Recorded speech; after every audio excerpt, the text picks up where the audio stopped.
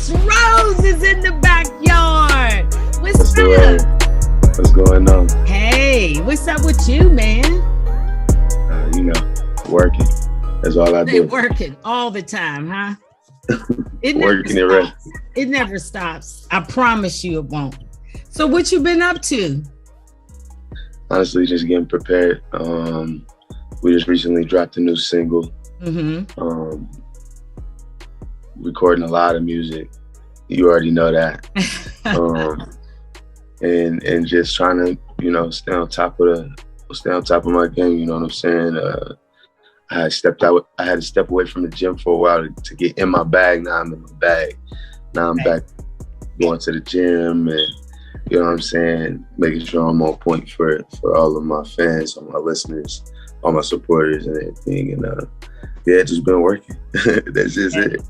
Got to keep yourself in shape in this business, man. I mean, you can't afford to miss a day because it's just funny how you don't see how other people see you a lot of times. And so that's why you putting your best effort forward will allow your fans and the people who love your music to be able to see you the way you're trying to convey yourself. So you always got to stay on the game because the game will not stay on you. Believe that, right? Definitely. Yeah. So tell us how you got involved in music. Oh man, it started young. When I was like 6, I used to go to church with my mom, my family, and my cousin used to play the drums at church. And I used to literally sit in front of the church. Not because I was trying to listen to the pastor, but because I was trying to play the drums. So I was like literally watching everything my cousin was doing, you know what I'm saying? Right. And then as time went on, I actually ended up playing the drums at church, which kind of introduced me to like my real passion. Like I didn't realize how much I loved music until I started playing the drums, you know what I'm saying? Yeah. And then like more time went on and I got introduced to the vocal part of it. You know what I'm saying? I think some of my cousins was producers. One of my cousins was a rapper. You know, I got to listen to Tupac from the moment I was born because my grandma played it every day. You know what I'm saying? All she listened to was Tupac. Wow, my mom that's interesting. Yeah, if it wasn't Tupac, it was Michael Jackson. You know what I'm saying? So. Wow. Both of them had great lyrics, but very different, very different. So you have a large family. You have like, 13 brothers and sisters. How was that growing up, having that many people, you know what I mean, that you had to navigate and create and find your own personality within such a huge family? I mean, honestly, I don't feel like I had to create my personality. I feel like it was one that was given to me. Like it was just destined for me to be this way because out of all of us, I'm the oldest. You know what I'm saying? Okay. My pops, he a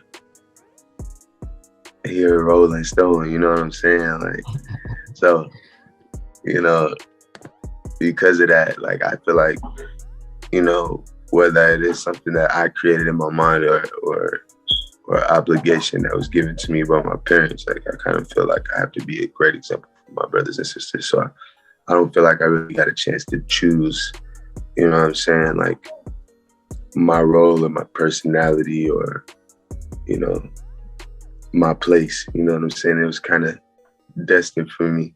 You know what I'm saying? Yeah, to be the leader of the family by default. That's similar to my story, you know.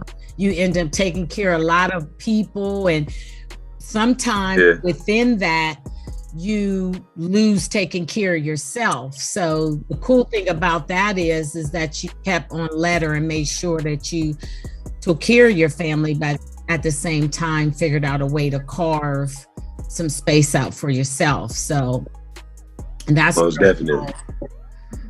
So you said your dad was a Rolling Stone. Wherever he left his hat was his home. And when he, you know, man, I mean, our dad's stories in our culture is so very different, you know, and it affects all of us in different ways.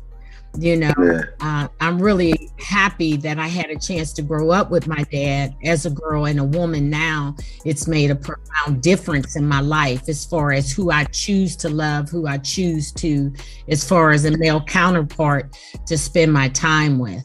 So I do know it makes a difference when you do have your father in the home versus if he has several other homes that he's trying to spread himself to be part of. Yeah. So let's talk about your music, which I'm really, really excited about. I want to talk about food, which I just love it. I mean, I absolutely love it. So let's talk about how that came together. What made you even title the single Food? Let's talk about that. Oh, man. I mean, honestly, I had heard the beat and I just love the beat. You know what I'm saying? It has like that real deep, soulful R&B feel to it. It has real instruments. It was just an amazing song. And, you know, I just fell in love with the beat like instantly. And it was crazy because I had absolutely no idea what I was going to do on the song when I first like pulled it up.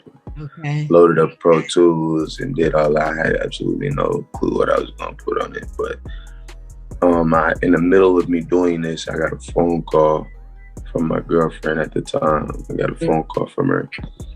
And I just started singing to her on there. You know what I'm saying? Right. And I mean, what I was singing to her, what I was singing to her, it was,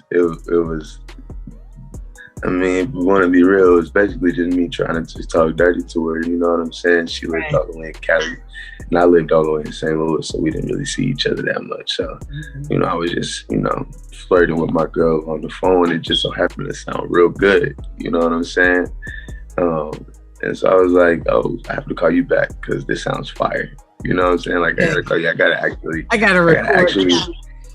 Yeah, like I got to, because this sounds fire, you know what I'm saying? So I ended up getting off the phone and just recording some heat. And it was just crazy because like when I think about it, like it was one of them songs that like, it didn't necessarily feel like me singing it. Like it was me, but it just came out so effortlessly and just so different from like my normal style that it was just like meant, it was like one of those things that was just meant to be, you know what I'm saying? Like the record just came out.